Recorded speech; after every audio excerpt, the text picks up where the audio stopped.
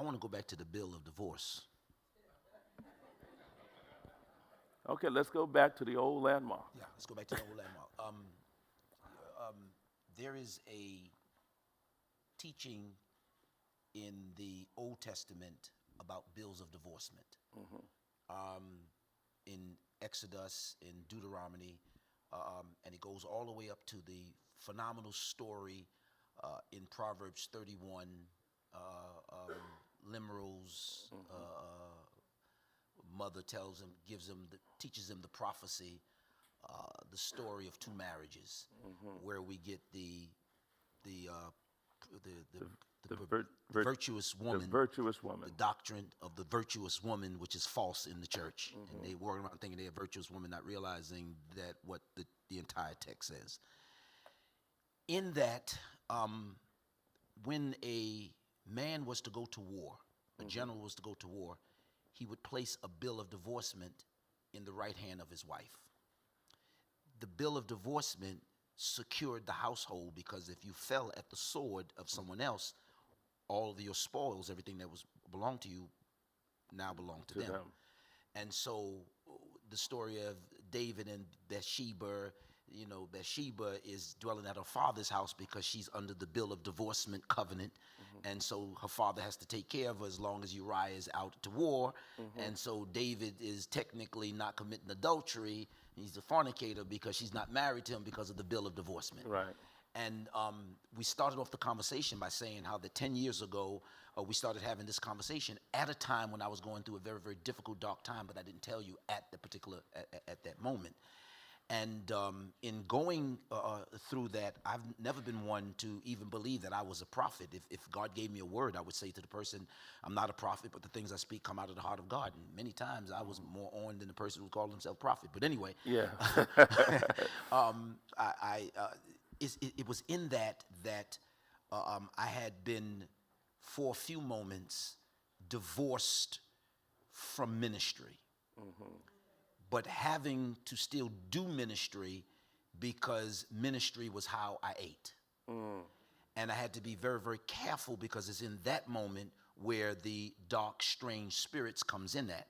Because I'm no longer in ministry due to the bill, because I've fallen at the sword of a crisis, and the crisis have overwhelmed me.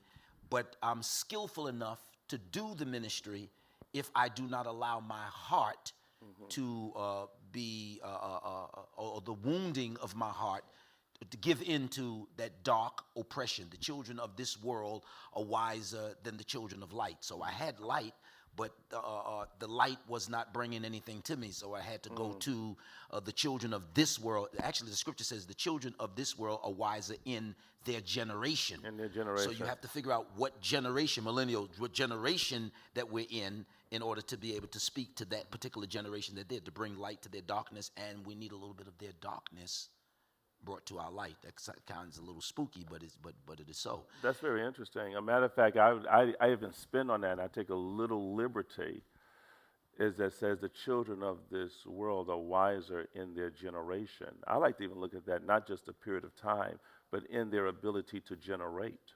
Oh, absolutely. Absolutely.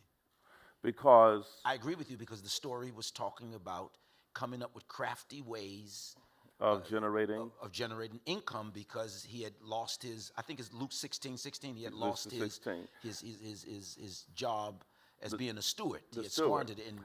And that's why in a 1-hour show, they'll do 10 offerings. But in a 1-hour church service, if you do 2 offerings, they'll call you a crook. Yeah. Yeah. Because the children of this world are wiser in their generation. You think through commercials. No, that's an offering. Yeah. And they get mad at you. They took 2 offerings of it, but they sit down and watch a program, and they 15 commercials. Yes. Because they talk for you a little bit and say, all right, now let's receive this You offering. can't even get the news without an offering. Plate. You can't even go online and look at the news, or even YouTube. I mean, I got YouTube videos that they take up an offering before I get to ask for an offering. Yeah.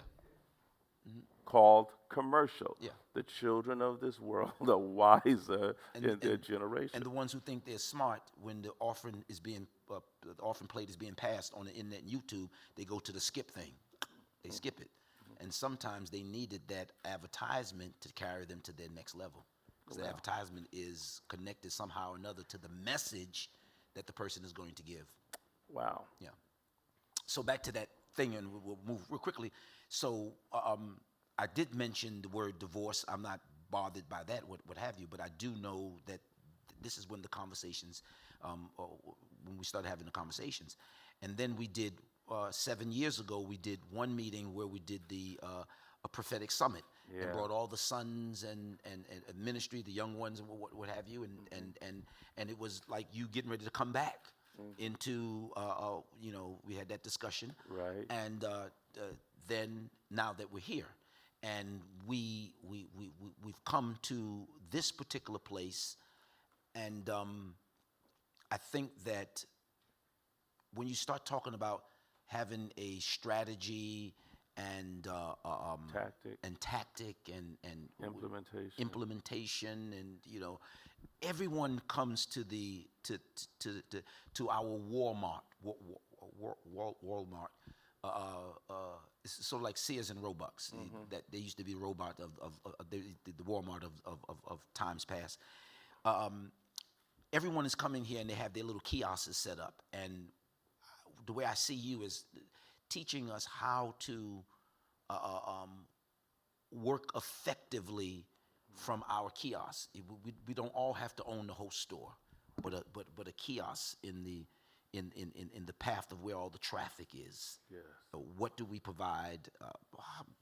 What is our gift? What do we bring to the table? What do we give? And I don't want to start a trouble, but I see out of the young prophets, for whatever reason, they have no need of us. They the word my father doesn't come across there. My big brother's fine, and there's a new term in Christendom, uncle. They're calling us uncles now. Yeah, we're uncles. Uncles. Yeah, uncles. It's a new word, uncle. Yeah, uncle. So the only word that person called uncle in Scripture was Laban. I'm gonna do a Laban on them. Jesus, have mercy. Abosha. So I think that we're now in the season of reconciliation. Uriah did not go into the house to lay with Bathsheba because he was waiting for the generals to come to bring him back the bills so that he can be reconciled to his wife. And when that did not happen, David couldn't wait, so David had him slaughtered to cover up some things. And I think that the prophets are seeing things that they're covering up. Wow. And I think it's our job to get the dirt out of the third eye so that we can begin to see clearly again. And that's why I'm a part of the Prophetic College. Wow. Yeah. Well, we thank you for your vision, Bishop, and we kind of got thrown out here in the arena of life. And every day I question and asking what's next. So we got a number of things happening, so we don't want to delay. We're going to get, we have a great man of God coming up. And I met him when I was a teenager. How about you? Yes. Teenager. So we grew up in the same church.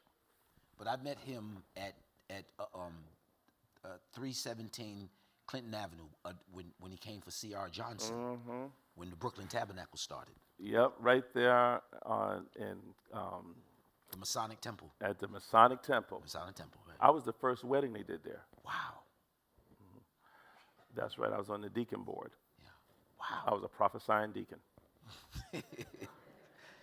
And that thing grew so big that we went across the street to Bishop McLaughlin's high school. That's right. Yeah, remember that? Where Prophet Mosley. Yes. Prophet Mosley was then introduced into, because CR brought him in. And that's right. Yeah. And so that's we got what, a lot of history here. And that what brought him to the main stage. That's what brought him to the main stage. So I'm going to ask for the bio of, they were putting that together for me, of Apostle Luther Blackwell, please. Thank you. So we wind up rambling a lot when me and him are together because of that, but it's good. Yes, it's always great. We just flow.